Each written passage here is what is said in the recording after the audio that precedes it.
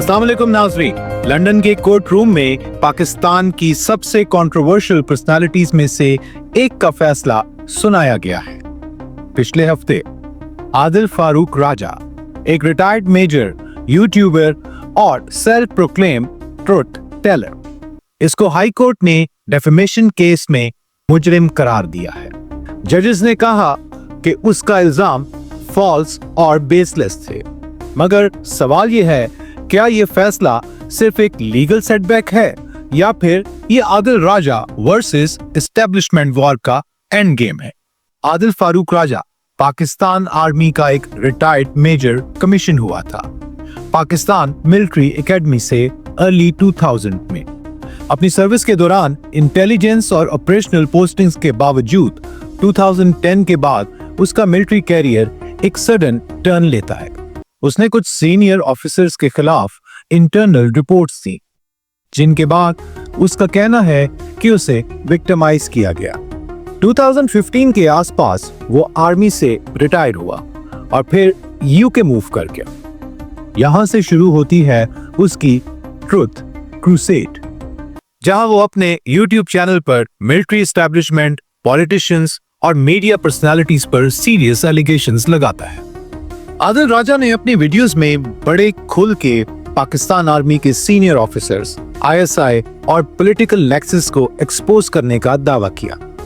2022 के इलेक्शंस के दौरान उसने कहा कि जनरल्स ने पॉलिटिकल इंजीनियरिंग की, और इसी साल उसने शोबिस एक्ट्रेस पर भी शॉकिंग एलिगेशंस लगाए कि कुछ स्टार्स एस्टेब्लिशमेंट के साथ लिंक में थे।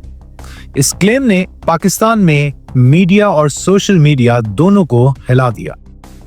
और फिर हुआ क्या? आईएसआई के रिटायर्ड ब्रिगेडियर राशिद नासिर ने इसी बैकग्राउंड में डेफेमेशन सूट फाइल किया लंदन हाई कोर्ट में अगस्त 2022 में। अगर हम आदिल फारूक राजा की पॉलिटिकल इंक्लिनेशन यानी उसका झुकाव के बारे में बात करें तो पाकिस्तान की पॉलिटिक्स में काफी क्लियर रहा है, खास तौर पर 2022 के बाद। आदिल राजा ने अपनी ज्यादातर यूट्यूब वीडियोस और ट्विटर स्पेसेस में ओपनली इमरान खान और पीटीआई नैरेटिव को सपोर्ट किया है। वो बार बार ये कह चुका है कि इमरान खान को एस्टेब्लिशमेंट ने टारगेट किया और इलेक्शन मैनिपुलेशन के जरिए करप्ट एलीट को वापस लाया गया। उसने May 9 के इंसिडेंट के बाद भी कहा कि लोगों का गुस्सा जेन्युइन था और ये रिएक्शन स्टेट ऑपरेशन का रिजल्ट था। इसलिए उसकी लाइन ऑफ थॉट्स पीटीआई के प्रो एस्टेब्लिशमेंट क्रिटिक्स के साथ मिलती है, जो खुद को ट्रुथ सीकर्स और रियल पैट्रियट्स कहते हैं। आदिल राजा की आइडेंटिटी एक एंटी एस्टेब्लिशमेंट यूट्यूबर के तौर पर बनती है। वो सीनियर जनरल्स और आईएसआई के कुछ ऑफिशियल्स के खिलाफ रेगुलरली वीडियोस बनाता रहा है, लेकिन आयरनी ये है कि पहले वो खुद मिलिट्री बैकग्राउंड से है, इसलिए जब वो क्रिटिसिज्म करता है तो उसका इम्पैक्ट ज्यादा होता है।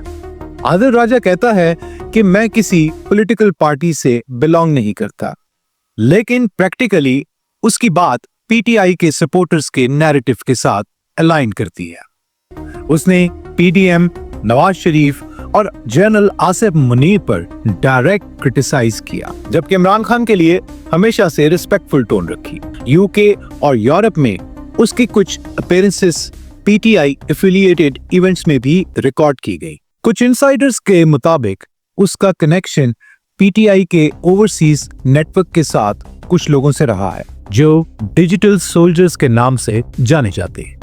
आदिल राजा की पॉलिटिकल इंक्लिनेशन क्लियरली पीटीआई और इमरान खान के नैरेटिव के करीब है, बल्कि सेम ही है। वो एस्टेब्लिशमेंट और करंट मिलिट्री लीडरशिप के क्रिटिक हैं, जबकि अपने आप को ट्रुथ टेलर और पैट्रियट के रूप में प्रेजेंट करते हैं। अगर हम इसके केस के ऊपर वापस आएं तो 6 अक्टूबर 2025 को लंदन हाई कोर्ट ने फैसला सुनाया। जस्टिस रिचर्ड स्पीरमैन केसी ने कहा कि आदिल राजा के एलिगेशंस, जो कि करप्शन, ह्यूमन राइट्स अब्यूज और इलेक्शन इंटरफेरेंस के थे, तमाम फॉल्स और बेसलेस थे। कोर्ट ने उसे हुक्म दिया कि वो ब्रिगेडियर राशिद नासिर को 50,000 पाउंड डैमेजेस और 3 लाख पाउंड लीगल कॉस्ट दे। टोटल 3.5 लाख पाउंड यानी 130 मिलियन पाकिस्तानी रुपीस। जज ने कहा कि राजा ने रेकलेस डिसरिगार्ड एलिगेशंस लगाई बिना किसी क्रेडिबल प्रूफ के। कोर्ट के फैसले के बाद सोशल मीडिया पर मिक्स्ड रिएक्शंस आए। कुछ लोग कह रहे हैं कि आदिल राजा ने एस्टेब्लिशमेंट से लड़ाई की और इसी वजह से वो निशाना बनाया गया, और किसी ने कहा कि ये उनके जज्बाती और एग्जैजरेशन भरे स्टेटमेंट्स थे। आदिल राजा ने अभी तक पब्लिकली अपॉलॉजी नहीं की, लेकिन उसके क्लोज सर्कल्स के मुताबिक वो अपील फाइल करने का प्लान कर रहा है। याद रहे कि उसके खिलाफ पाकिस्तान में भी साइबर क्राइम और डेफेमेशन के मल्टीपल केसेस पेंडिंग है। आदिल राजा का केस सिर्फ एक इंडिविजुअल का नहीं, ये पाकिस्तान के मीडिया और एस्टेब्लिशमेंट के बीच पावर स्ट्रगल का रिफ्लेक्शन है। एक रिटायर्ड ऑफिसर जो सिस्टम के खिलाफ होता है, इंटरनेशनल कोर्ट्स में लड़ाई पहुंच जाती है। मगर इस फैसले के बाद ये बात क्लियर है, अगर आप किसी पर इल्जाम लगाते हैं तो प्रूफ भी देना पड़ता है भाई। फ्रीडम ऑफ स्पीच और डेफेमेशन के दरमियान ये लाइन अब पहले से ज्यादा थिन हो गई है। अगर आदिल राजा के लीगल केसेस की एक टाइमलाइन पर नजर दोहराएं, सबसे पहले आता है अगस्त 2022। यूके डेफेमेशन केस शुरू हुआ। सबसे पहले केस लंदन हाई कोर्ट में फाइल हुआ। ब्रिगेडियर राशिद नासिर, जो कि ISI के फॉर्मर ऑफिसर हैं, उन्होंने आदिल राजा के खिलाफ डेफेमेशन का क्लेम किया। इल्जाम था कि आदिल ने उन पर करप्शन, ह्यूमन राइट्स वायलेशंस और पॉलिटिकल इंटरफेरेंस के झूठे इल्जाम लगाए। ये केस इनिशियली प्राइवेट था, लेकिन अप्रैल 2024 में पब्लिक हुआ। आदिल राजा ने एक्ट्रेसेस के खिलाफ भी एलिगेशंस किए। 2023 जुलाई में यूके की कोर्ट में एक और केस आदिल राजा के खिलाफ एडमिट किया गया, जो कि एक सर्विंग ऑफिसर के लिए डेफेमेटरी थे। आदिल राजा को पहला लीगल सेटबैक जुलाई 2023 में मिला, जब उसने एक रिटायर्ड ऑफिसर के खिलाफ एक केस हारा, जिसमें उसके ऊपर डेफेमेशन के चार्जेस लगे और उसे जुर्माना अदा करना पड़ा, और ये उसका सबसे पहला मेजर लीगल सेटबैक था। फिर अक्टूबर 2023 में पाकिस्तान आर्मी का कोर्ट मार्शल, इसी साल आदिल राजा के खिलाफ कोर्ट मार्शल कंडक्ट किया गया। इल्जामात थे एस्पिनाज यानी जासूसी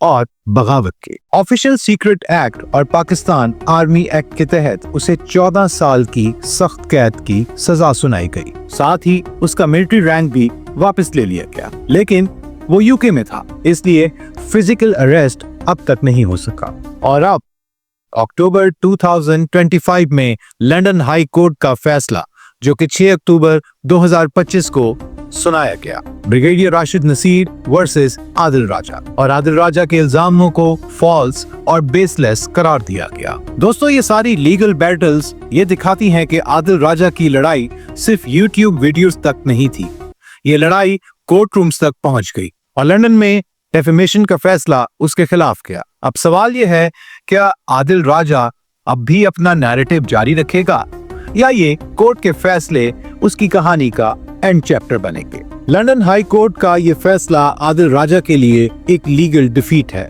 मगर नैरेटिव वॉर अभी भी खत्म नहीं हुई। क्या वो अपील करेगा? क्या पाकिस्तान की एस्टेब्लिशमेंट और उसके क्रिटिक्स के दरमियान ये क्लैश बढ़ेगा? इस कहानी का अगला चैप्टर अभी लिखा जा रहा है। अब देखते हैं कहानी आगे क्या रुख इख्तियार करती है। मजीद डिटेल्स के लिए हमारे चैनल को सब्सक्राइब कीजिए, बेल आइकॉन दबाना ना भूलिएगा और हमें कमेंट करके अपना फीडबैक जरूर दीजिएगा। अगले वीलॉग में फिर मिलते हैं, तब तक के लिए अल्लाह हाफिज।